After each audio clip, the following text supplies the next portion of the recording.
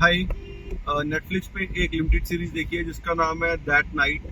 ये 3 सिस्टर्स की स्टोरी है जो डोमिनिकन रिपब्लिक में स्पेन से गई हैं और ये स्पेनिश है तीनों। जो सीरीज है वो भी स्पेनिश में है, मैंने इंग्लिश में देखी है डब्ड वर्जन। तो इसके अंदर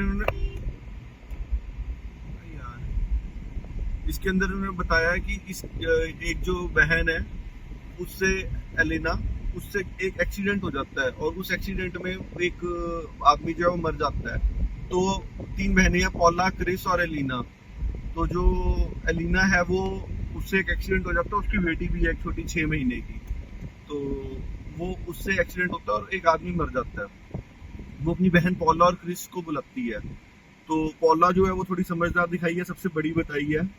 और पॉला के पास उन्होंने बताया कि जैसे पॉला क्रिस को बुलाती है, तो क्रिस, पहला एपिसोड है वो क्रिस के बारे में है, तो उसमें बताया उन्होंने क्रिस जो है वो लड़की,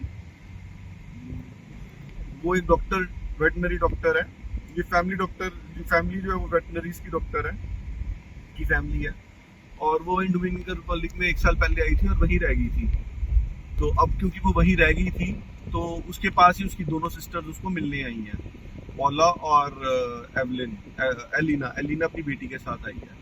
तो क्रिस जो है वो, उसको पता लगता है कि पॉला बताती है कि ये पुलिस वाला है जिसका जिसको जिसको मारा है हमारी सिस्टर ने। तो हम डोमिनिकन रिपब्लिक में किसी और कंट्री में हैं, हमें इसकी बॉडी को दफनाना, कहीं ना कहीं सेट करना पड़ेगा। तो उसकी बॉडी को वो सेट कर देते हैं और उसके बाद वो सोचते हैं कि हम यहाँ से भाग जाएंगे। सिमिलरली सेम टाइम पे जो पॉला है वो अपनी गर्लफ्रेंड के वाइफ के साथ आई है, वो लेस्बियन बताई है, तो अपनी वाइफ के साथ आई है और वो दोनों कंसीव करने की कोशिश कर रहे हैं आईवीएफ से। दूसरे एपिसोड में पॉला के बारे में बताया गया सारा कुछ। और तीसरे एपिसोड में बताया है कि अ, जैसे अब पॉला होगी ये, फिर उसके बाद एलिना की स्टोरी बताई है। हमें उसमें पता लगता है कि एलिना ने जानबूझ के मारा है इस आदमी को, क्योंकि एलिना जो है वो, जो एलिना की 6 महीने की बेटी है उसका बाप है वो आदमी। और 6-8 महीने की जो भी बेटी है उसका बाप है। वो लास्ट ईयर जब यहाँ पे छुट्टियां मनाने आए थे तब वो किसी से मिली थी। और अब उसने जब फोटो देखी अखबार में उस आदमी की, उस आदमी ने इन लड़कियों की फोटो देखी, तो उसको पता लग गया कि ये तो वही लड़की है जिसके साथ I had sex last year. और वो उसको कहता है कि क्योंकि ये मेरी बेटी है तो बाप के भी राइट्स होते हैं, मुझे इसके राइट्स चाहिए। तो वो कहते हैं, तो उसको, उससे नहीं तो मेरे को 1 लाख डॉलर दे दे, US डॉलर।